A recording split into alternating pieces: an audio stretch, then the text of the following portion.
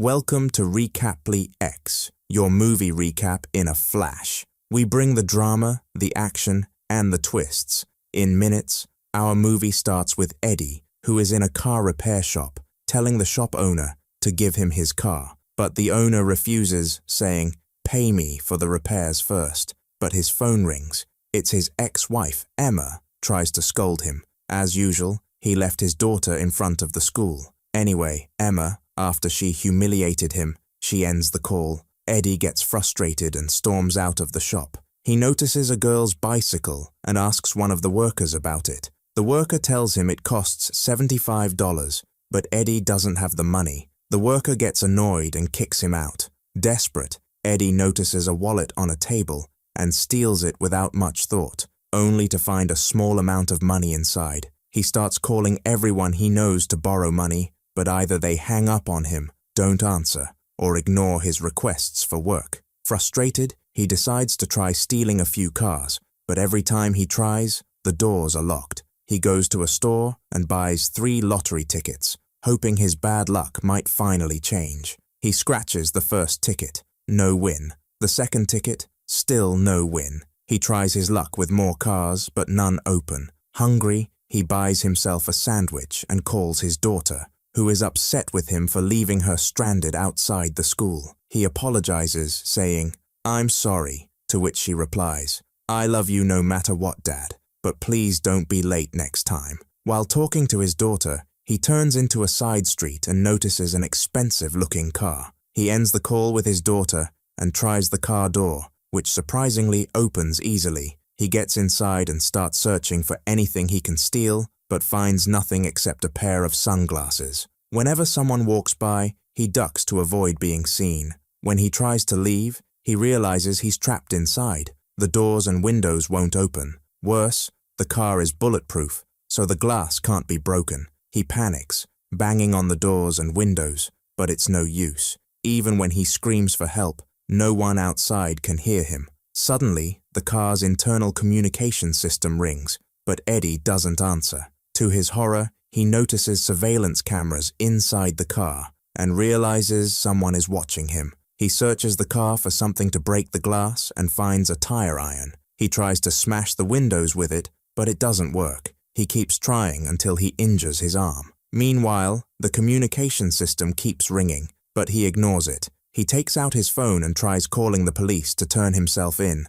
but there's no signal. With no other option, he answers the call. A man's voice greets him saying, "Hello, Eddie. How are you? I'm William. Nice to meet you." Eddie, confused, asks, "Who are you? What do you want?" Logically, Eddie feels an electric shock and realizes William is controlling the car. Furious, Eddie yells, "Did you just shock me?" William replies, "You're the 7th person who tried to steal my car." None of them is arrested. Eddie loses his temper and threatens William, pulling a gun from his bag and shooting at the car window. The bullet ricochets and hits his own leg. He notices a woman approaching the car. He shouts for help, but the woman, unaware of him due to the car's tinted windows. Realizing no one can see or hear him, Eddie ties his leg to stop the bleeding and begs William for help. William responds, "I am a doctor, and I will not help. And by the way, the car also blocks all phone and internet signals,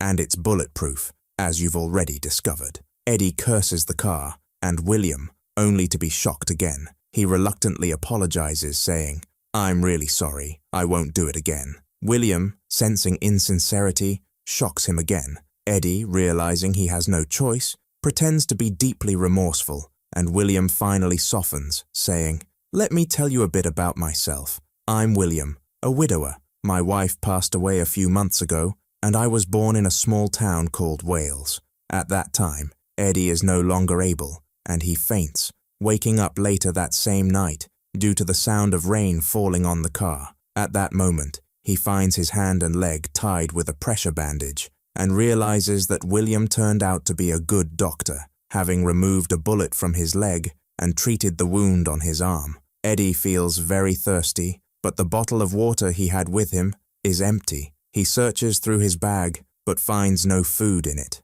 By Saturday morning, Eddie has had enough. When William calls him, he doesn't answer. At that moment, William speaks to him without Eddie even accepting the call, saying, "What do you want from me?" William responds, "I want you to listen to me." Eddie replies, "Just send me a sandwich." Ignoring him, William tells Eddie about the time he bought a big apartment near his house for his only girl he cared about. One day he took her out to buy some things. After finishing the ikuida, their trip, he brought her back to the house. Before they could open the door, 2 thieves approached them and cut off their hands. As William recounts this, Eddie interrupts, saying, "Why are you telling me this?" William, annoyed, shocks him again and turns on the car's air conditioning to its coldest setting. He plays a loud, annoying song on repeat, driving Eddie crazy. Eddie, desperate to escape, he starts freezing from the cold. After much pleading, William finally softens and calls him. At that point, Eddie answers and says, "I'm sorry." William stops the air conditioning and the song. On Sunday, he tries to get out of the car, but of course he can't, so he just gives in to the situation. After a while, William calls him and asks, "How are you doing now?" Eddie responds calmly, "I'm hungry and thirsty." But then he notices a man standing watching the car at a high vantage point, seemingly close to his age. He then tells William, "I'm dying of hunger and thirst." William informs him that he has cancer and will die in 4 months. "Anyway, all I want is justice." Eddie replies, "Call the police and let them arrest me." William retorts, "That's not the justice I want. The police and the entire judiciary system in this country are corrupt. The proof is they allow people like you to live among decent folks." Eddie gets angry and says, "Has your daughter ever asked you for something you couldn't afford to give her?" William shocks him and ends the call. He plays the song Eddie hates and turns on the heater to make him suffer. Eddie literally starts feeling like his body is melting. William calls him and says, "Give me your full name and social security number, and I will turn off the heater and tell you where the water is." Eddie quickly complies. William turns off the heater and tells him there's a bottle of water under the car seat. Eddie grabs the water bottle and drinks it all in one gulp. Afterward, he scratches off a lottery ticket and is shocked to discover he's won $500. He starts laughing like a madman. William calls him and asks, "What are you laughing at?" Eddie explains that he won $500 and that the lottery ticket had been with him since the morning. If he'd seen it earlier, he wouldn't have approached the car because the money would have covered all his debts. He keeps apologizing and asking for forgiveness. William tells him he'll reward him for apologizing and says there's a cookie in the car's glove compartment. Eddie quickly opens the compartment, grabs the cookie, and sees a control button inside. He eats the cookie in one bite. William remotely closes the glove compartment. At that moment, Eddie hears a phone ringing near William, who answers it. Eddie realizes William is distracted. He moves toward the car's dashboard, takes a picture of the wires with his phone to figure out their layout, and searches for the button to cut the car's power. He eventually finds it and tries to reach it, but it's incredibly difficult. When William notices what Eddie is doing, he shocks him. The next morning, Eddie remains seated in front of the camera, while simultaneously trying to use his foot to press the power control button. He's literally dying of hunger and thirst. When he sees a father playing with his daughter on a bicycle, he remembers his own daughter and blames himself for not being close to her, even though she's the most important person in his life. He repeatedly tries to start the car, and to his surprise, the car's lights turn on and the engine starts. He sits in the driver's seat, overjoyed, and begins driving. But William remotely controls the car and stops it. He says, "You think it's that simple?" William activates the car's autonomous driving system. The car moves and enters a homeless neighborhood. William says, "Look at them, a bunch of addicts, thieves, and criminals. This country needs to be cleaned of them." The car reaches a side street where 2 men are standing. William accelerates the car and runs over the first man. When the second man tries to escape, William chases him with the car. Eddie pleads, "Stop, that's enough. Let him go." William continues chasing the thief until he corners him against a metal barrier. Eddie screams, "Enough!" William calmly responds, "If he can stand up,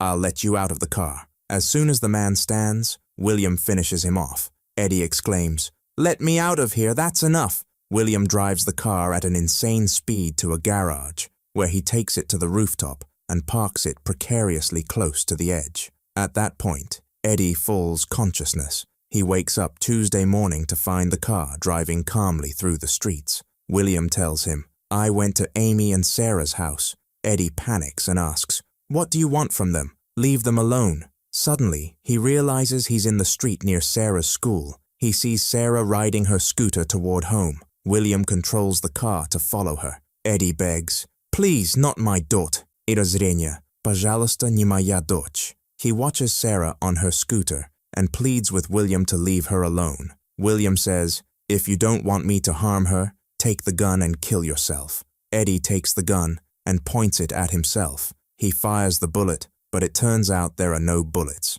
and William moves the car away from Sarah. And of course, he calms down and collapses. So William tells him that he took the bullets out of the gun while he was treating his wound. And at night, William keeps talking and saying all kinds of unnecessary things, and Eddie doesn't respond to him at all. Then he tells him, "I'm done," and he keeps breaking the car and the cameras. After a while, he flips through his daughter's photos on the phone and records a voice note for her and tells her that he knows he's not a good father and that he should have spent more time with her, and he asks her to forgive him and says to her, "I will die soon, and I want you to forgive me." And he sends the voice note on WhatsApp, but of course it doesn't send. After a while, the car stops. William approaches him, opens a piece of the window, and says, "I am William." So Eddie tries to attack him, but he still makes him choked. Anyway, after that, he throws a rope at Eddie and tells him to tie his hands to under the chair. He carries out what was asked of him silently because his temper has reached its peak. William enters and sits on the couch behind him, takes out bullets, loads them into the gun safe, opens a bag of gummy cola candies, and pours them out on the dashboard. Eddie grabs some and starts eating the gummies. William sits behind the steering wheel, starts the car, turns on the cassette player, and tells Eddie that his daughter used to love this music. Eddie responds, saying, "Haven't I apologized to you enough?" William replies, "You're not leaving this car unless you're dead." Eddie suggests reporting him to the police, but William dismisses the idea. Eddie notices William wearing a bracelet with his daughter's initials and comments, "You must really miss your daughter." William gets angry and lashes out, but Eddie remains unfazed and provokes him further. William loses his temper again, and Eddie tries to discreetly use his foot to press the button under the dashboard to cut off the car's electricity.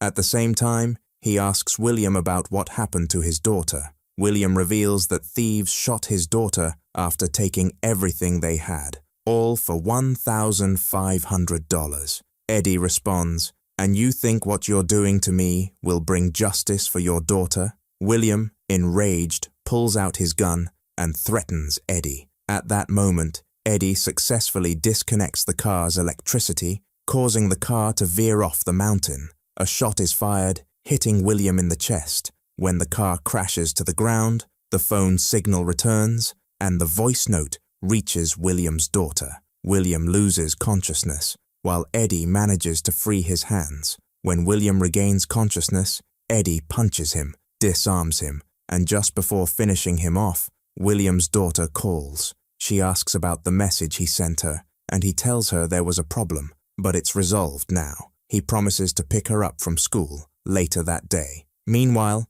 the car begins to catch fire, and Eddie tells William to open the doors. The once dominant William admits, "I enjoyed what I did to you over the past 5 days." Eddie looks at him in astonishment, says nothing, and leaves him there. He breaks the car window, escapes, and finally feels the ground beneath his feet again, free from the prison he was trapped in. At dawn, Eddie confirms that his lottery ticket is a winner. He flags down a car, hitches a ride, and leaves the scene. In the morning, he visits the workshop owner, pays him, buys his daughter a bicycle, and takes it to her at school. He promises her that he will never leave her again. If you enjoyed the video, don't forget to subscribe to the channel and hit the notification bell to get more new videos.